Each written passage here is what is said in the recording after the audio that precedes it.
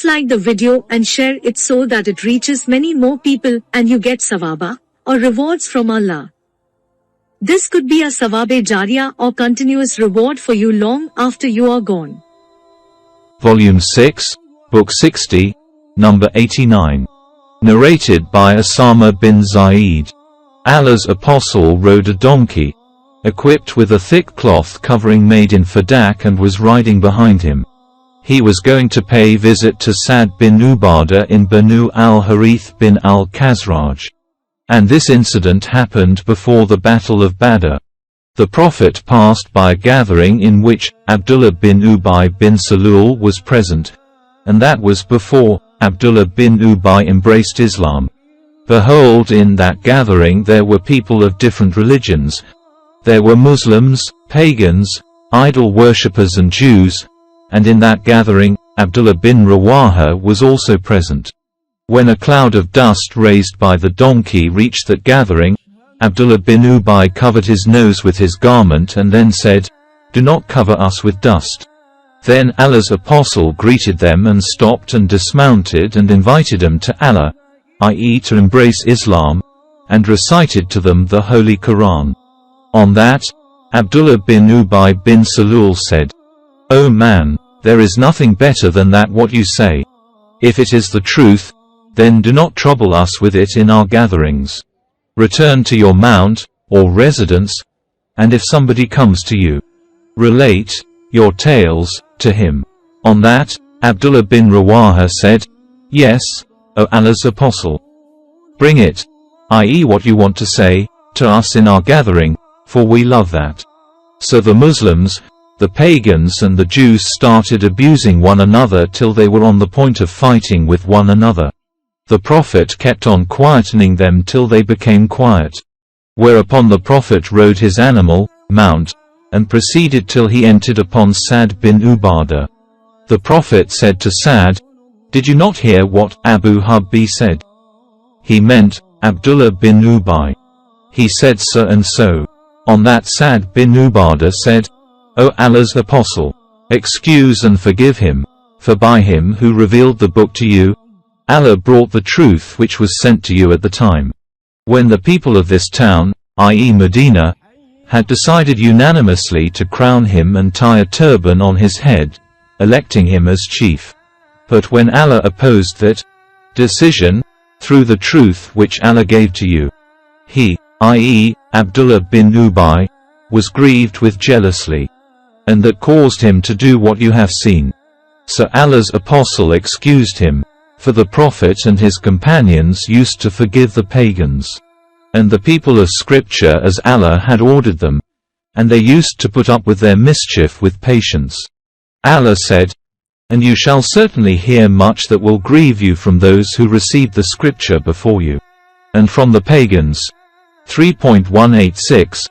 And Allah also said, "Many of the people of the Scripture wish if they could turn you away as disbelievers after you have believed, from selfish envy." 2.109.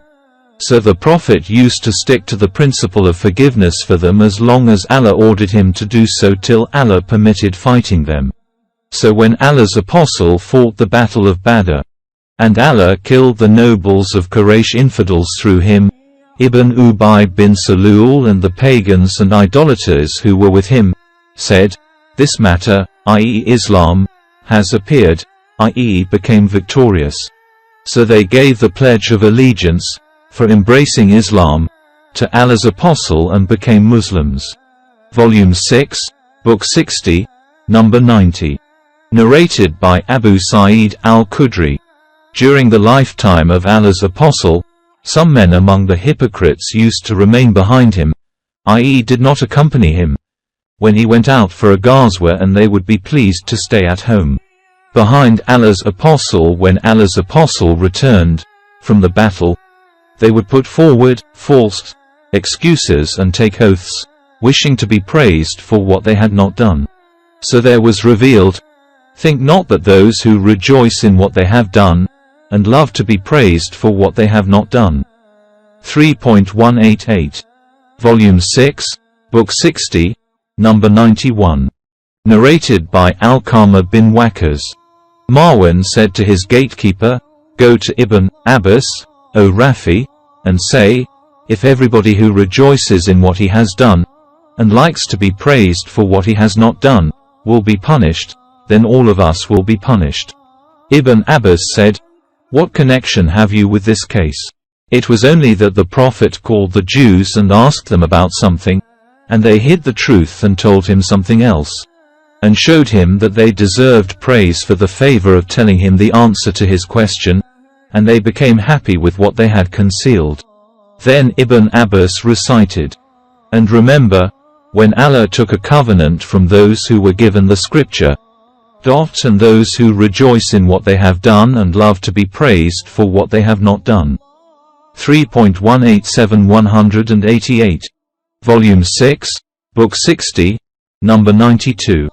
Narrated by Humayd bin Abdur Rahman bin Auf, that Marwan had told him, the above narration number 91. Volume 6, Book 60, number 93. Narrated by Ibn Abbas. I stayed overnight in the house of my aunt Maimuna.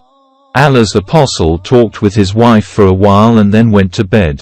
When it was the last third of the night, he got up and looked towards the sky and said, "Verily, in the creation of the heavens and the earth and in the alteration of night and day, there are indeed signs for men of understanding."